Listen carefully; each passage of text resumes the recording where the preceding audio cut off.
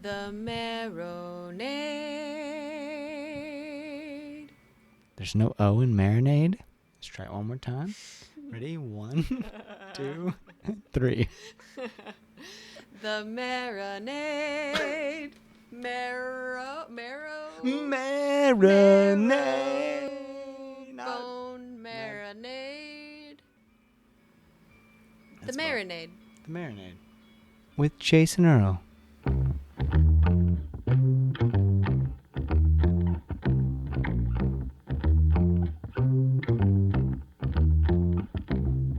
Sunday's children are being lied to. Has anybody told you? Sunday's children are being lied to. Has anybody told you?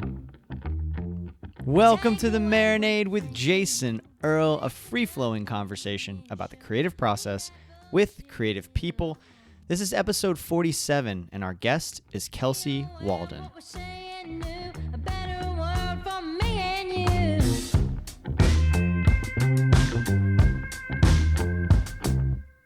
Sunday's children.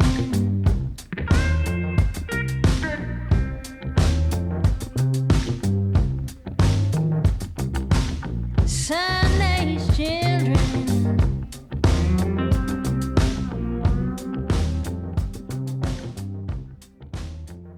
Kelsey released one of our favorite records of 2019. It's called White Noise, White Lines, and it's a magnificent piece of work. Kelsey and I caught up backstage at the Bob Carr Theatre in Orlando, Florida, before her set in support of the legendary John Prine. It was my birthday, which I inexplicably say occurred in 1988. My family moved to Florida in 1988. I was born in Elizabethtown, Kentucky in 1980. I'm not sure why I said otherwise during my talk with Kelsey. Regardless, Kelsey and I come from a similar place, if not a similar time, and it was a treat to not only talk with one of my favorite artists right now, but also to get back to my roots in a way. You can find all things Kelsey Waldon at kelseywaldon.com. Everyone, it is such an honor to present my conversation with Kelsey Waldon.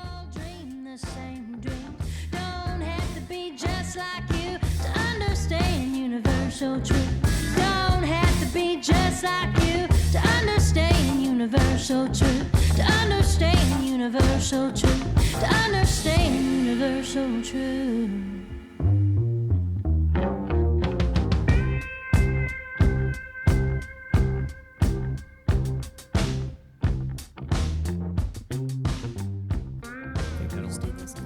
Is that okay? Yeah. As long as you can hear me. I can hear you perfectly. Kelsey, thank you. This is so fun. Yeah.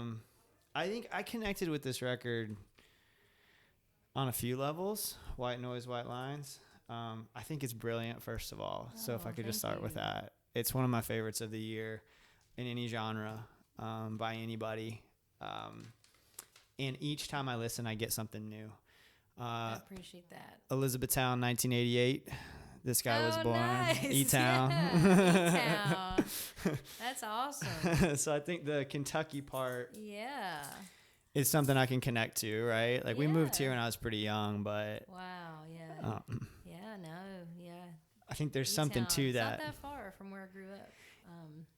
It's my concept of that, because I was so little when I was there, my concept of that part of the world, and I do want to talk about place a little bit. Like, Oh yeah. my concept of that part of the world is so weird because I would just go back and visit my grandma, right? And my grandma worked at the Fruit of the Loom factory in Bowling Green. Oh wow.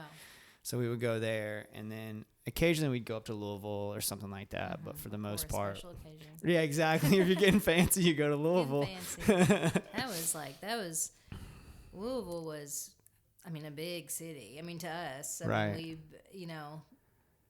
that was a big city. Well, yeah, and Yeah. it's funny, like my mom talking about it too, about those days and everything, and I do want to talk about place, because clearly this record is a lot about place, right? Yeah. But Yes. and before I don't want to leave it at that, because I think the thing about it's it a lot more than that. exactly, because I but- think the thing that's great about it is that as somebody who spent a lot of time in Kentucky and who was born in Kentucky, I can connect with that part of it. but also the universality of so many of the themes. And I want to get kind of granular on all that. But how much does place impact your creative process? It impacts it a lot, actually. I just think,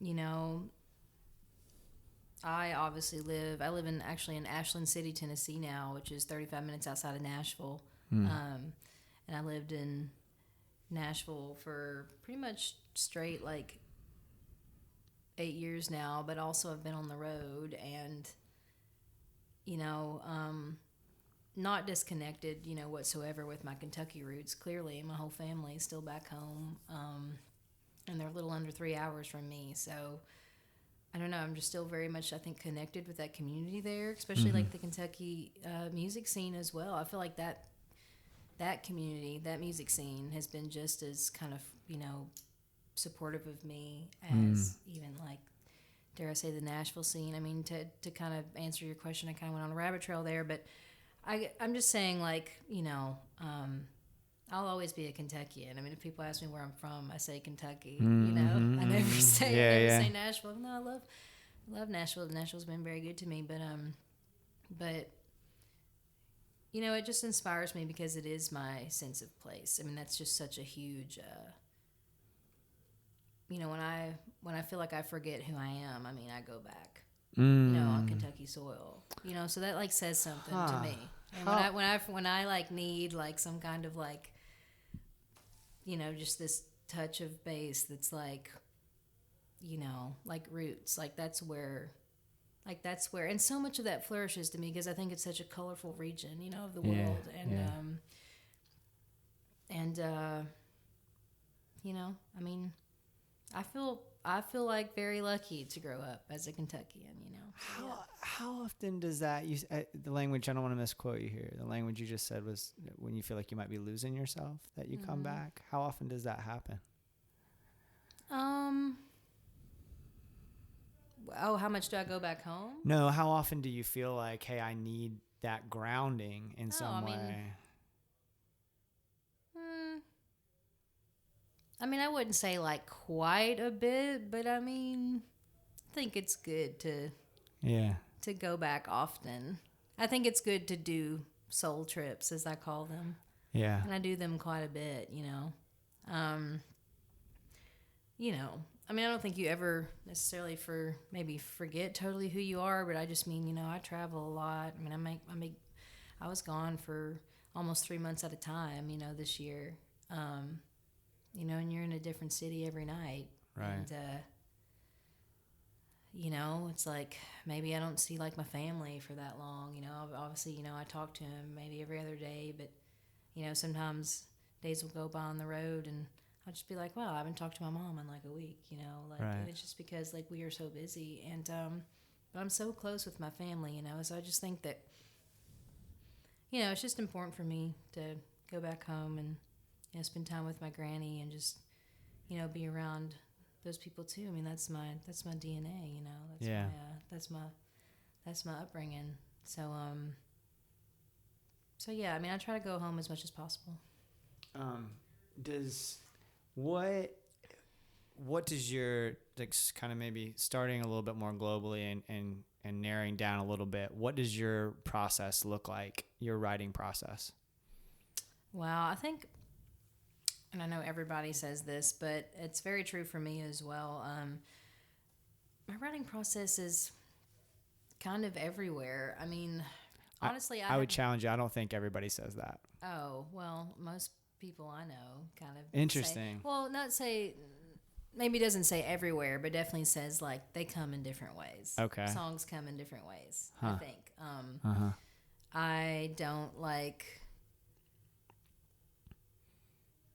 you know, like when we've been pushing this record and I've been on the road, that's honestly kind of been really hard for me to write, you know. But, you know, sometimes I might be gone for 3 months, you know, doing that because that takes up a whole completely different energy, you know, for me. You know, I feel like touring does. And some people are able to write on the road, and I'm really not. I'm able to like kind of like gather ideas and inspiration, but I'm not. I don't know if I'm but I do think you just have to kind of be open to the ideas. I might come home though and just one day sit down finally at my desk and write 4 songs. Might just really be proud of me, just you get up in the morning and you start writing. Well, just because it's like, but that usually happens like when I'm at home, maybe for a couple weeks at a time.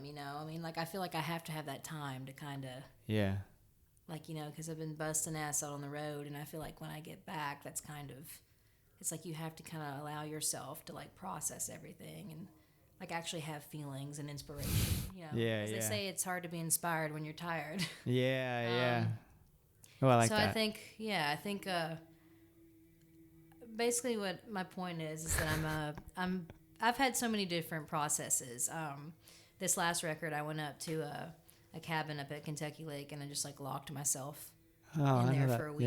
Yeah, I know that place. And I don't know the cabins particularly, but I know Kentucky Lake. Yeah. Oh yeah, for sure. It's on Lake Barkley actually. It was this actual cabin, but I went up there and I wrote a lot of the songs for the new record up there. And I didn't know I had them. I just went up there so I could be by myself and like hopefully write. So sometimes that's very productive for me. I think every songwriter loves when they pour out of you. Mm-hmm. And a song like Kentucky 1988, I kind of wrote that in like 10 minutes. It just kind of was like there. Yeah. And that's magical, but they don't all happen that way. It might take, you might have the first 2 verses and then I might be stewing on it, for like the next month or 2 or hell a year, and then like come back and be like, I got it. Because sometimes like I feel like you don't, I don't know, it's like sometimes you may not have like exactly what you want to say yet, and then you do. So you don't have what you want to say yet.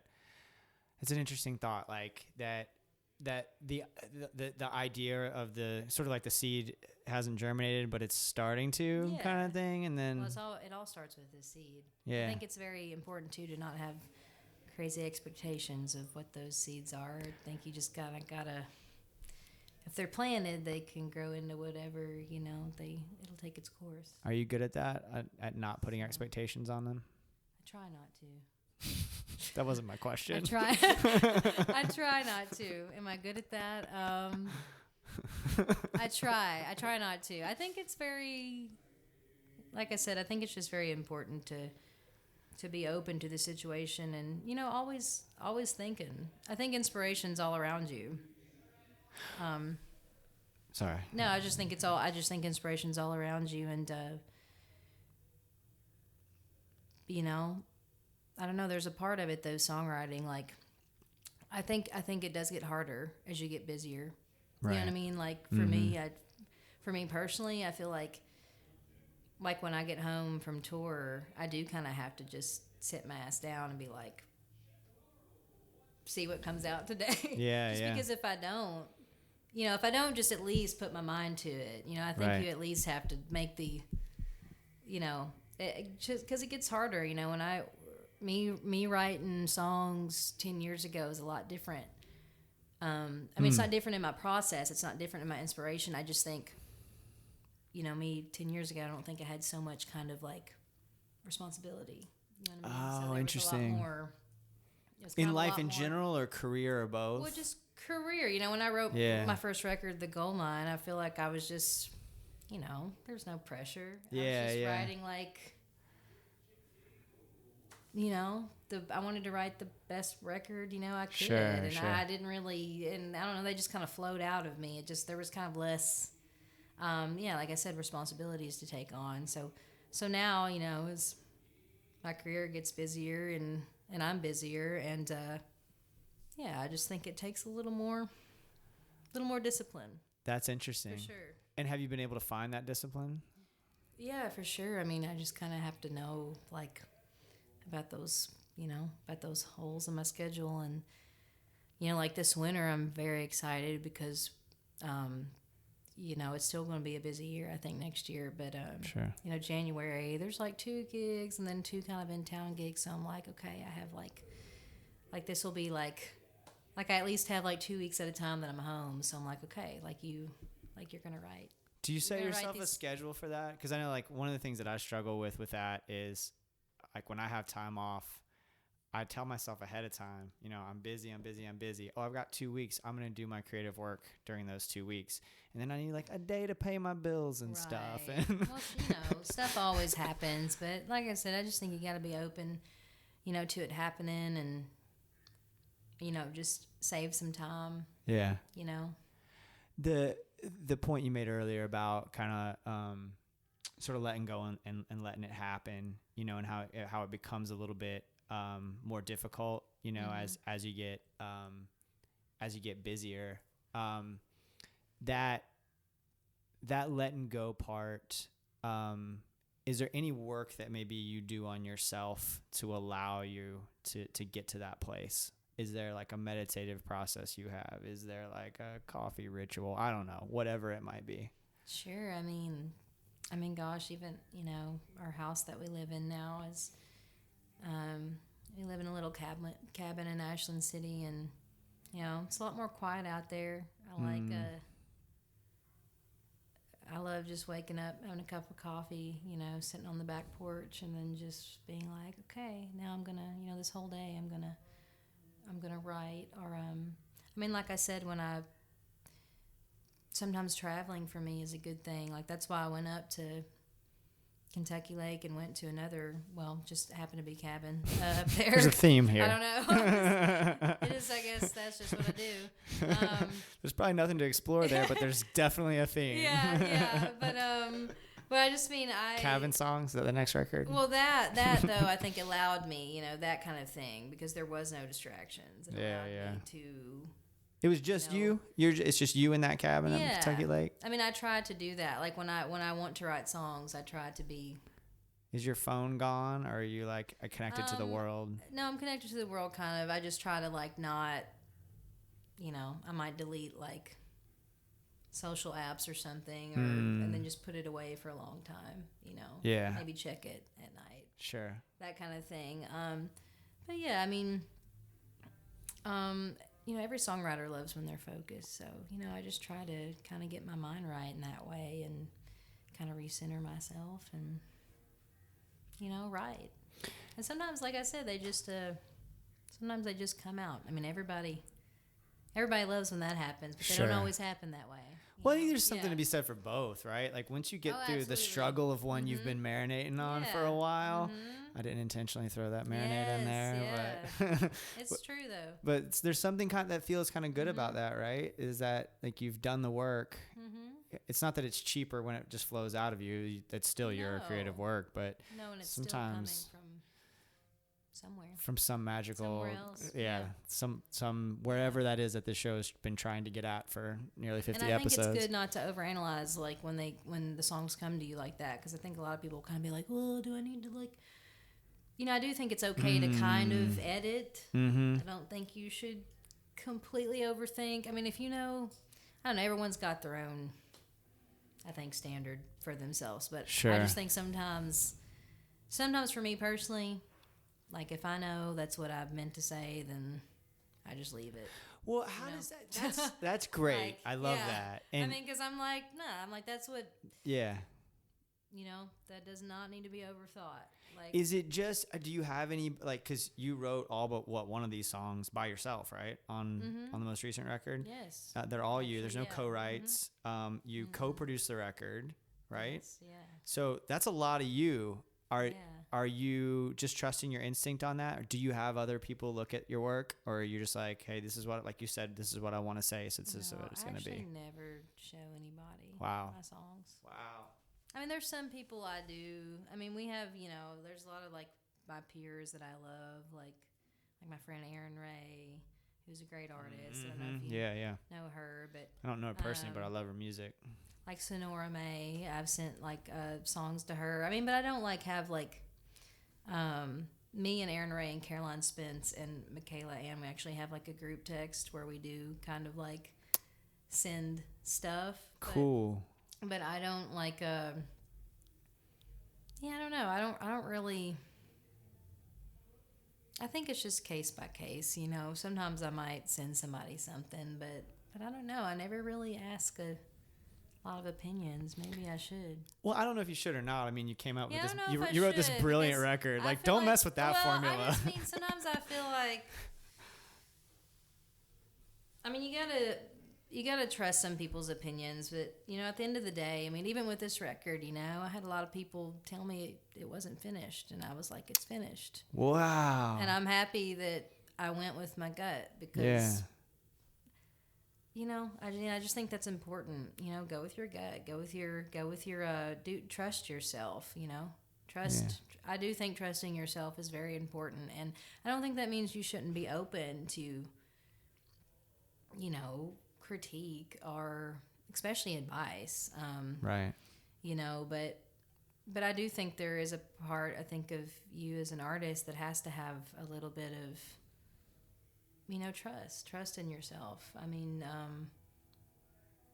I don't know. I don't know if you should ask so many people. Interesting. So are people offering you unsolicited advice when you mention the advice? Is that what's happening? People are always. Let me just tell you, we live in an internet world. Let me tell you about unsolicited advice. Like Twitter giving you notes on your songs. Well, I mean, you know, I'm not saying I don't need notes on my songs, but I'm saying that, you know, don't read the comments. You know, there's some stuff that you know. Have you been guilty of that, of reading the comments? I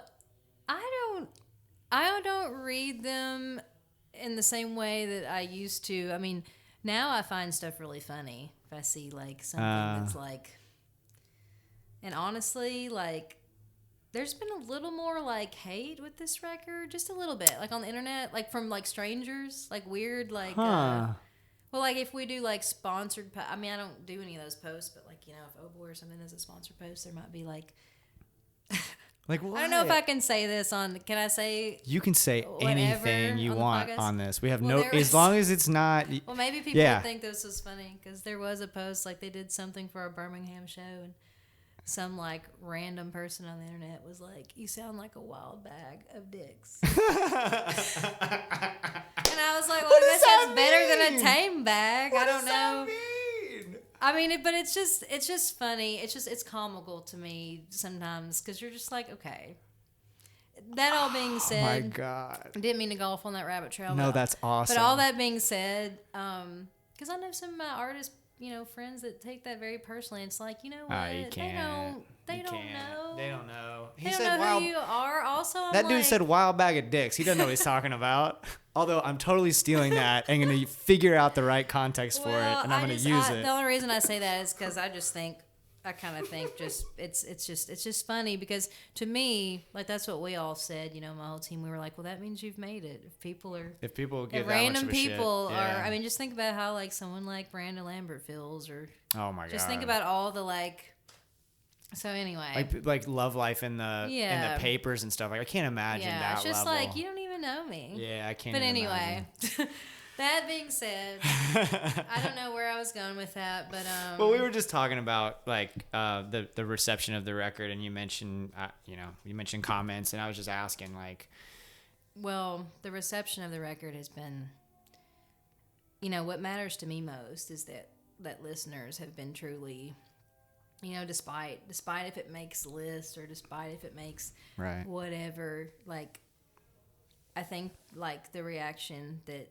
Like, that means more to me. Like, that listeners have actually, like it's set with them. You know? That means like more to me, I think. That's awesome. Yeah, so I mean, the record hits so hard. I mean, it connects so hard, and it's just, and I was re-listening to it today. I mean, I've listened to it over and over again. That's awesome. Seriously, that makes me feel so good. Thank you. I love hearing that. You're welcome, and thank you for putting it out in the world. I mean, there's like the first time I heard Sunday's Children, I was like, oh, wait a minute, rewind, Good. Take me back just a second.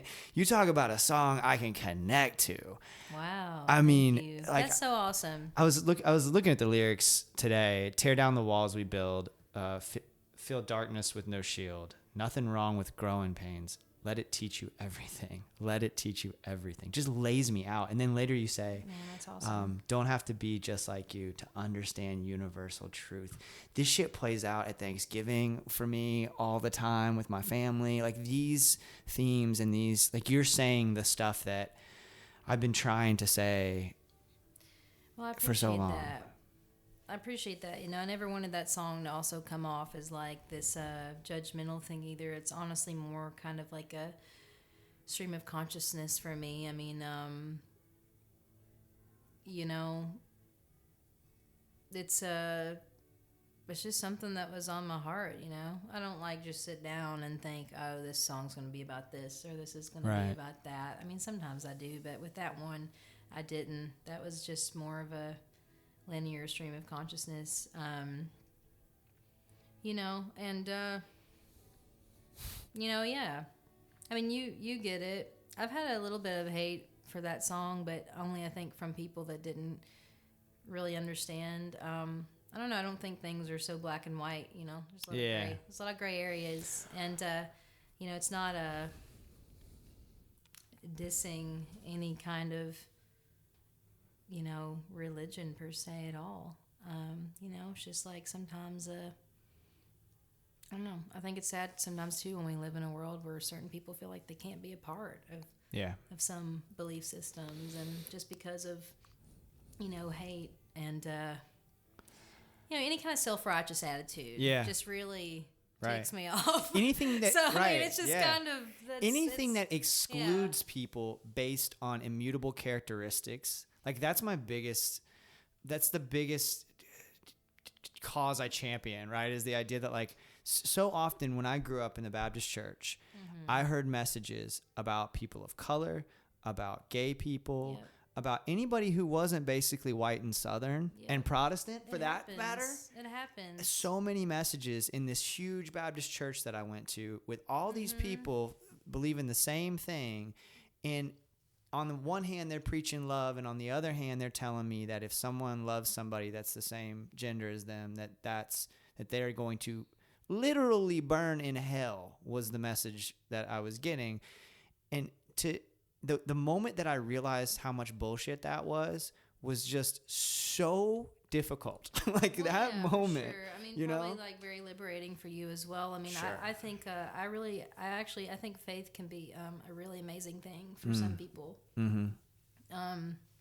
You know, I think we all have our gods. I think, you know,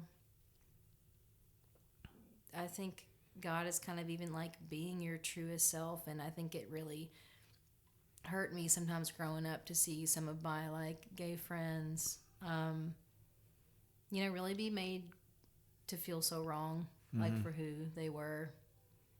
And, you know, I think everybody just wants peace. Everybody wants happiness. Everybody wants to be accepted. I think at the heart of it, you know, I mean, just everybody wants that. Everybody wants that acceptance, you know, and there's a lot of things, you know, we don't know. And I'm not saying I know anything, but I'm just, you know, you get the song, and I think if it's made other people mad, then that means it's probably doing its job. Yeah, I think that's beautiful know? art, right? That's great art. If you're mean, making somebody mad, I think that's wonderful. Especially if you're making somebody mad, like if you listen to that song and it makes you mad, then you got some shit you need to deal with, I think. You know what I mean? Like I think you got some. Yeah, it's like maybe you've felt seen. I mean, and it's made me feel good too to have people that actually go to, you know, even like very devout Christians be like, I know exactly what you meant. Yeah. And thank you for writing that. You know, like that's made me feel good too, because it's like, you know, they see it too. It's not just about like, you know, it's about us as humans. So it's been really awesome that people have resonated with that as much as they have. Like when people come up to me at the merch table and say like, thank you for writing that, like that makes me feel like you're like, oh, okay, so like this makes it all worth it. Like I don't know, it just means more than, I mean, the hate, like someone's opinion, it's like whatever. Yeah. I mean, yeah. You know, I mean, you just have to like keep, I mean, they could, I don't know, I feel like people could dislike you for any reason at all. So you might as well just do you. And focus on all the Yeah. positives. I've been thinking about that a lot recently, just Yeah. how quickly I'll fixate on And a I hope negative. it is positive. I hope that is a positive song. I take it that way. Good. I mean, you know what I mean? Because, like, Yeah. I think the world needs that more so than, I I mean- forgiveness is a good theme this year. Positivity. God, yes, Yeah. yes. So- Forgiveness and positivity would be a really good theme for this year. Yes. But last yeah, year and the year 'cause, before. I don't know. There's a lot of things that's kind of just, and not to even really, I don't want to totally dive into politics, but I will say that I think on both sides of the coin of beliefs, I think they are on each side. There's extremely judgmental people. Sure. I think there's, people that are more liberal that are extremely judgmental of, like, people where I come from, and I don't like that That is- whatsoever, That is a theme on this show. yeah. So I Yeah. mean, there's it's a balance, and we're all more alike than we are alike. Honestly, Oh, everybody yeah. wants the same thing. Well, and We you all just and wanna you no be- doubt yeah. see that even more the more you tour, right? And Oh, and especially absolutely. as these crowds keep expanding, I mean, you're meeting more people, and Yeah, and I hope that. I mean, well, I didn't mean to interrupt. I mean, No, just no, that's meeting it. more people. I mean, I was just gonna say, like, and I hope it shines a light on, like, I hope people, like, look at Kentucky with a new, I hope they, I don't know, maybe see artists like me and think, like, wow, like, Kentucky's actually a pretty cool place. yeah. Well, I think there's been a Kelsey resurgence Waldon's though. from there. Yeah, Alex yeah. Childers is from there. I Yeah. think everybody's fighting the good fight and Yeah. trying to, That record put out proud, this yeah, so- past year, just like Yeah. ridiculously good. Yeah, and there's something about that place. Like, I took a trip a few years ago. I took a road trip, and I was dating someone. They were moving to Connecticut, and so we were in Florida, and we drove up and road tripped. And I was like, let's go through Kentucky. She had some family there, and I was like, I'd like to go kind of get back to my roots a little bit. And we went to Nice. Renfro Valley, and we went and just Oh, yeah. watched this bluegrass in Country a music barn. haven It was right there. unbelievable. The feeling, there is Did something. you watch a show there? We did, That's yeah. awesome. Yeah. It's awesome. Yeah, and it was like one of those. I mean, it was so real. It was like in a yeah. church, and there was like no alcohol being served, and it was Yeah. just like 2.5 hours of bluegrass and people dancing, and that vibe, that feeling. Just it felt like, well, no wonder this music's from here. Just Oh, when my you're in that God. area. It's special. I'm a little biased, but it's special. Western Kentucky too. I feel like is maybe not remembered as for some reason, like I don't know. I feel people. I mean, the whole state of Kentucky is a hotbed for music. I'm just Yeah. saying, as a Western Kentuckian too. Right. I mean, we got. You got Bill Monroe, Merle Travis, Yeah. Everly Brothers, Yeah. John Prine. Yeah. His clearly most of his upbringing. I mean, Kentucky's still very important to him, Yeah. and Kelsey Waldon, Kelsey Waldon. Yep. Chris Knight. Chris Knight. He was just here recently, and I missed him. Yeah. Yeah. So I mean, all kinds of my buddy Nathan Blake Lynn. I mean, even like that. There's just the whole. And the Lexington music scene is awesome. Like it is it's flourishing right now. It's just like, I don't know, I just feel Cool. like Lexington's got a cool thing going on. I got to get back up there. It's been a Lexington while. and Irvin, and that's, got a cool thing going on. That's awesome. For sure. I got a few more things, and I know you got to get moving. No, so. I know, and we probably talked about a lot of things you weren't even going to ask me, but it's That's my favorite. Those are the best conversations. Like when that's why podcasts are awesome. Right? it's the best. I mean, I'm so lucky I get the best guests, and so then I just sort of like try to get out of their way, and I write all the questions in the world, and we just end up talking about Chris Knight or whatever. I don't know, like Or, whatever a it is. wild it's bag fine. of Yeah, a wild bag of dicks. I don't know how that's gonna work in my life. This wild bag of dicks, but I gotta figure out where it fits because it's so ridiculous. It's kind of a compliment, honestly. I mean, depending on how you look at it. Say it could be fun, right? I don't know. Maybe not, Yeah, no, for sure. It's just, I don't know. It's better, I guess my point in saying all that stuff, it's better to just let it laugh Yeah, and be yeah. like, because if you know what you got, then it doesn't matter really what Yeah. anybody else thinks, Right. Right. Does it really? No, it doesn't. Because and also, matter. but also the other thing about that, right? And to maybe further your point, and correct me if you disagree, is that like, you make art for art's sake, right? And if that art resonates with people, then that's even better. But you're doing the work for you ultimately. I mean, if we're being honest with ourselves, the best stuff I've ever done is because I wanted to do it, right? Yeah. This show I wanted to do because I wanted to pick the brains of people that I admired. Absolutely. And, that's awesome. You know, and then it hits with other people too, you know? Intention is a good thing. You know, I feel like intention, you know, and maybe all things in life don't have to be that precious, but I do think, you know, whatever I do, I just want it to be inspired. I just want my albums to be inspired. Like, even if they're not where I'm going to be in a year from now, even if they're not who I was, or even if they're not like, I just want them to be like inspired in the moment that, you know, like the record button gets hit. I want them to move, you know, like I just want it to have energy. Like I don't know. I think that's just really, really important, you know, in an album. Right. Yeah. That's so beautiful. And that comes through on White Noise, White Lines. That's awesome. I do have a couple quick ones if I could. No, go for it. You got sound check coming up right now, or do you know what time? 5:30. Okay, so we got a few minutes. Good. All right, cool. When you're wearing the producer hat, I just find that so interesting, like the creative headspace of writing versus the creative headspace of producing, especially since you're producing your own record or co-producing at least. So is that creative headspace different from you? Like as you approach each one, are you thinking about it differently, or is it all kind of part and parcel of the same well, sort you of know, voice? for this record, I didn't really.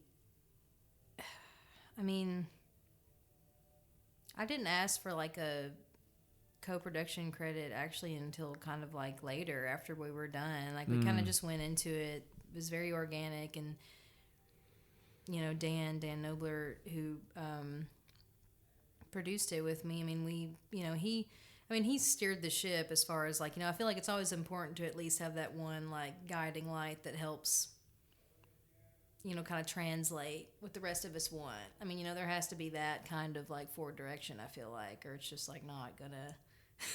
I don't know. You have to have somebody to like reel it in and like but you know. But Dan really, I mean, I guess like bottom line, I mean, all these things were, you know, it was my vision, you know, I mean, you know, Dan really helped me with my vision.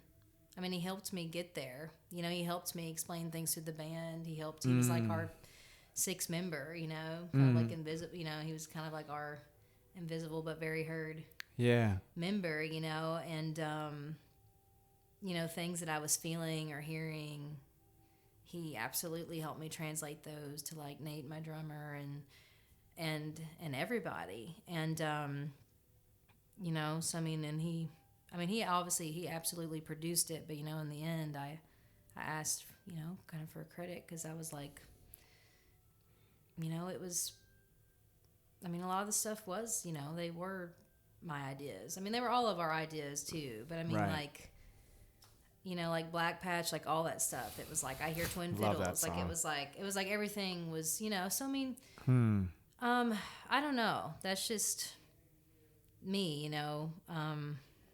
That's just me. But I mean, we definitely were both like at the helm. I think equally.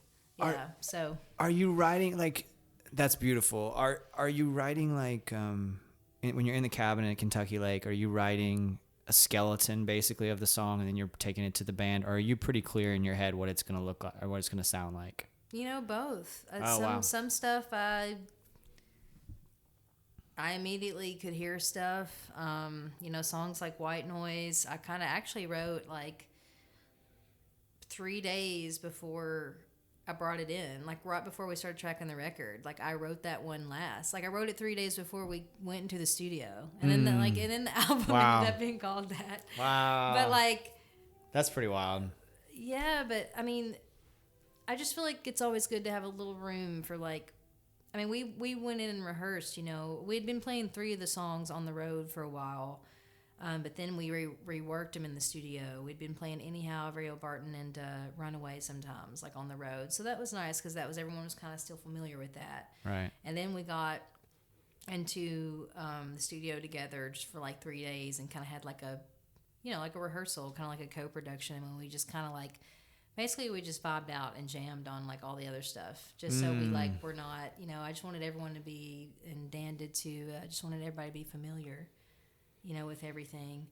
But that was like White Noise. Like we kind of just figured that out. Like Mike, my guitar player, kind of came up with, the main like hook, the melody, the dun dun dun dun dun, and it kind of just, I don't know. I mean, we've played together so much. I mean, that's my live band, so I really think it was kind of just the chemistry was right. And like, I don't know. I mean, we're kind of like telepathic at this point. So it's like. That's great. How long has this band been with you?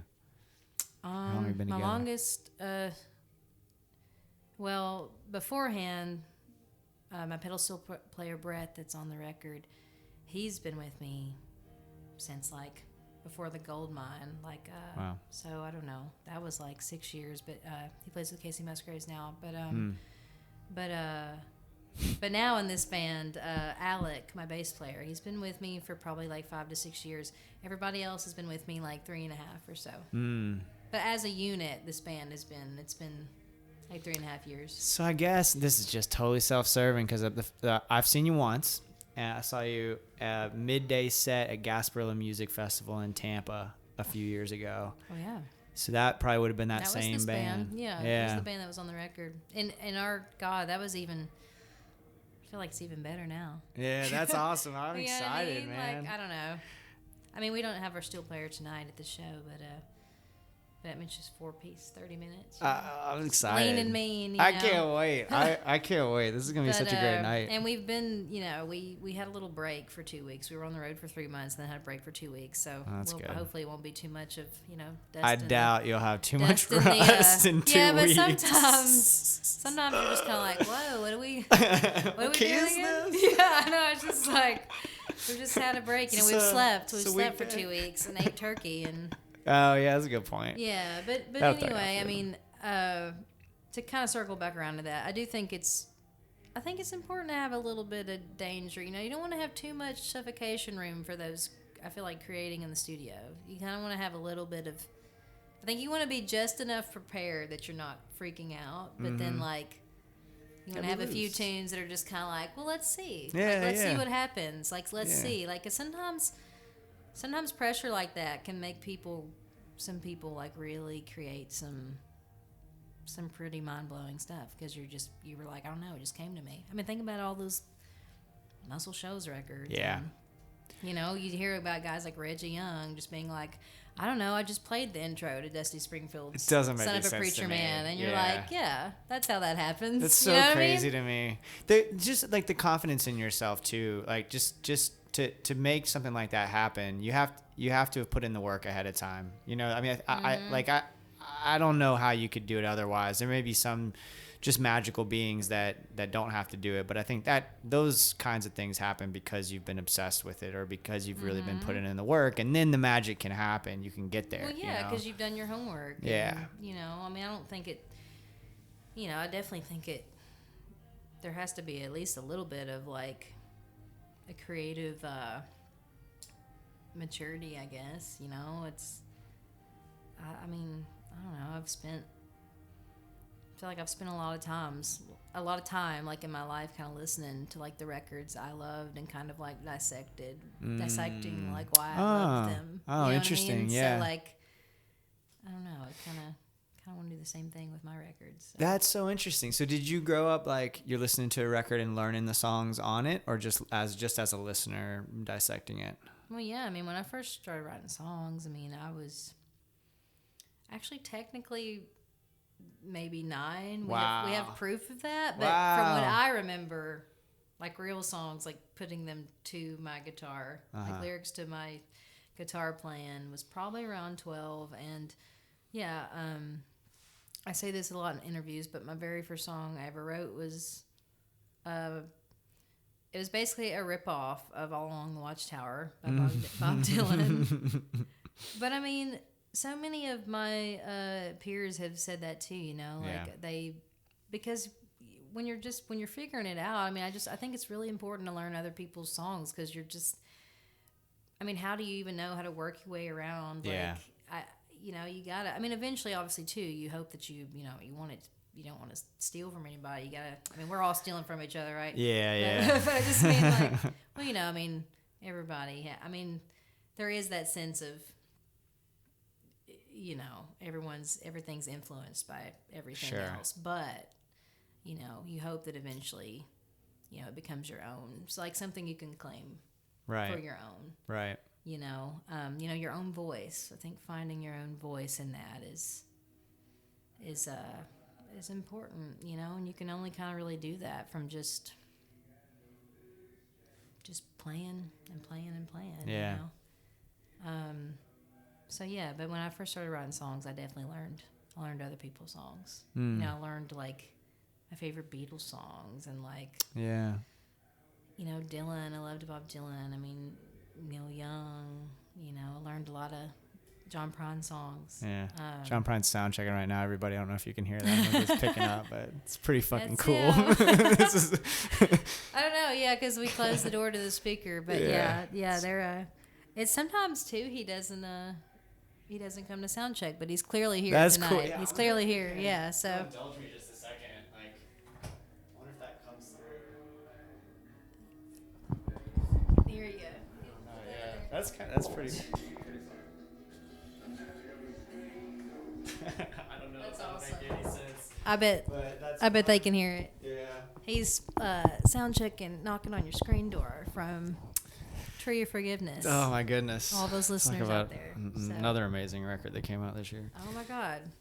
And I love talking about songwriting processes. I love John's idea of I don't know, it's falling of records because he'll always say, when he puts out a record, he's like, I don't think of it as being like the best record I've ever done or whatever. He's like, I'm just making a John Prine record. Oh, wow. It's never like. That's a good lesson. I think that's really important, It's just. Yeah. He doesn't really ever care if it's like. If it's like because every fan's going to have their opinion. Right. Whatever. Yeah. And expectations. I mean, that's. Yeah, I think every fan's going to obviously have a favorite. And they're going to have an opinion on what's the best. But, that's the beauty of it. I mean, I think as an artist, it's just circling back around to my first point. I just think it's important that it just stays inspired. Yeah. If it stays inspired, people may have like this opinion, that opinion. But if it stays inspired, it's still good. That's awesome. In my opinion, it's still good. Yeah. It's still good. If it's inspired, it's still good. And that comes through. You can't fake that. Yeah. No, it's hard to fake.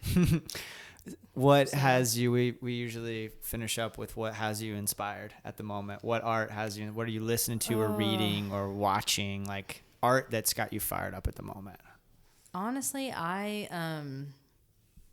feel inspired again in this moment, and I think a lot of it had to do with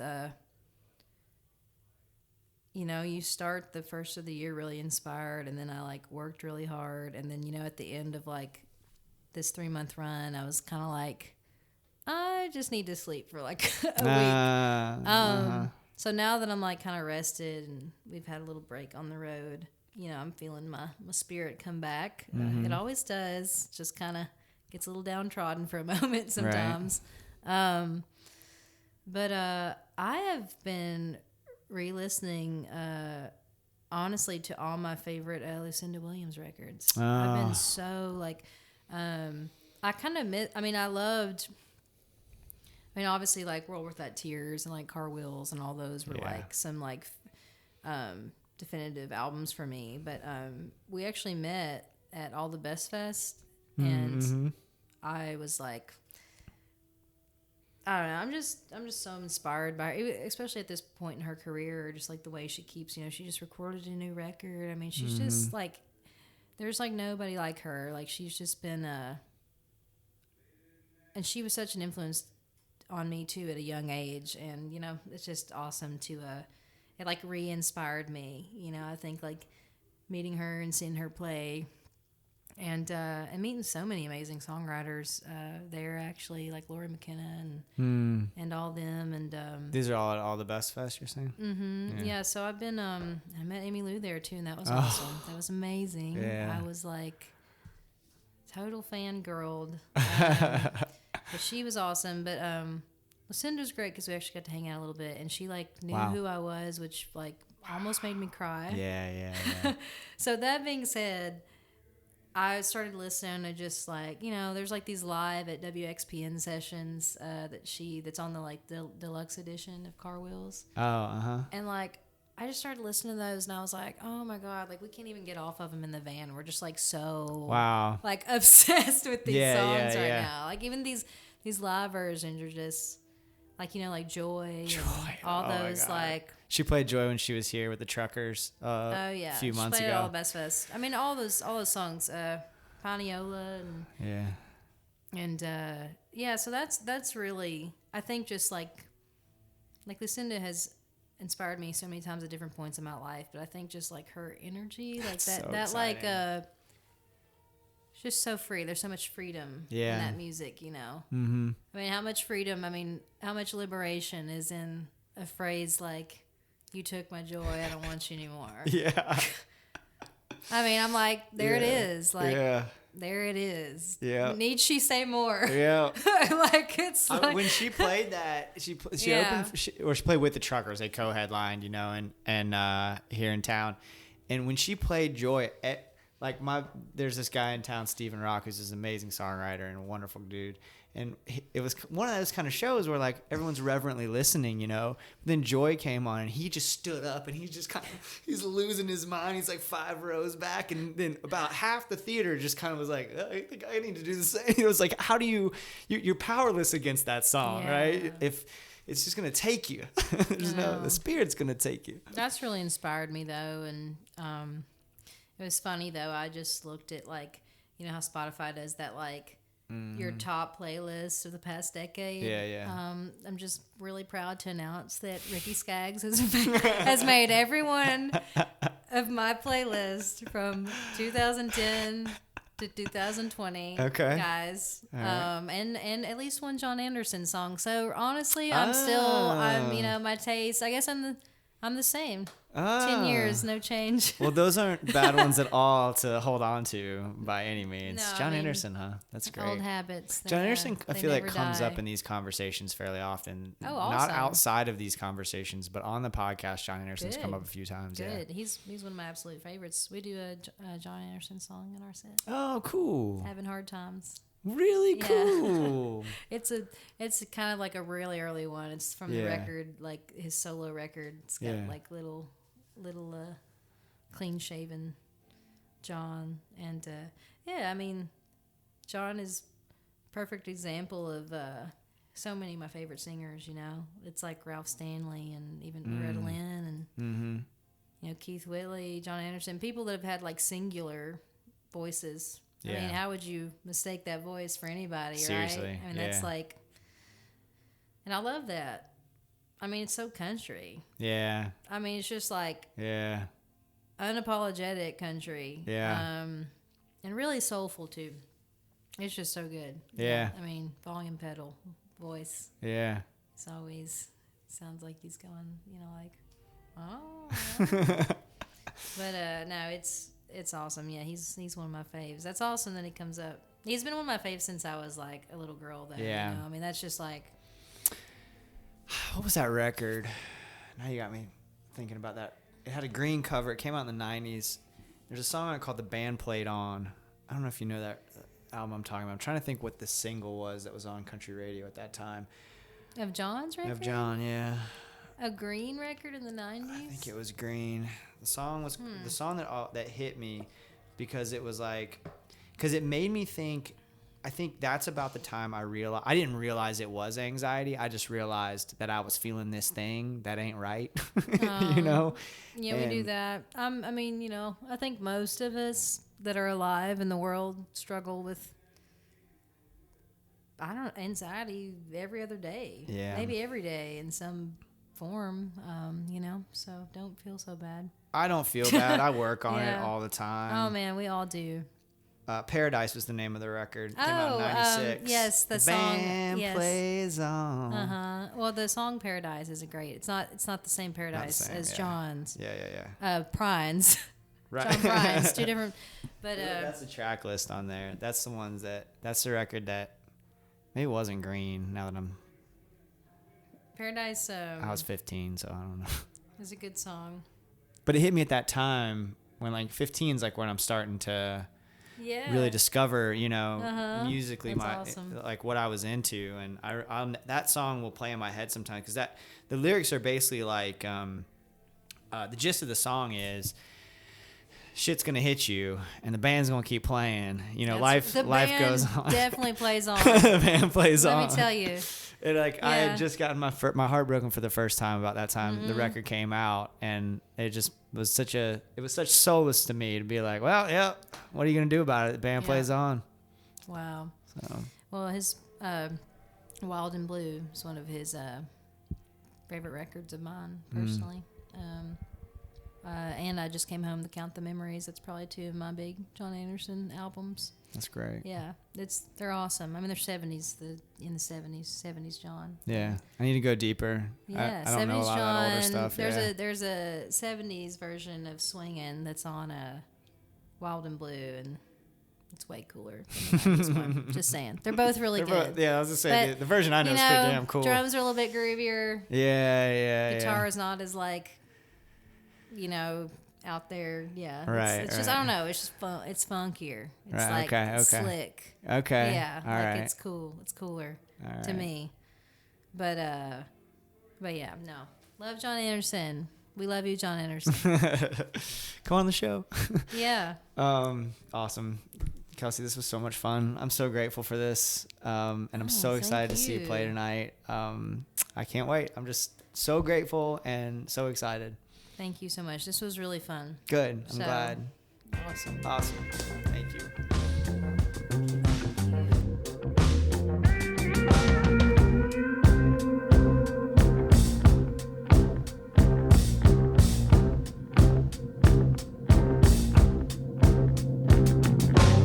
Sunday's children. Sunday's children. Kelsey Waldon, y'all, what an honor. The song you are hearing in this episode is Sunday's Children.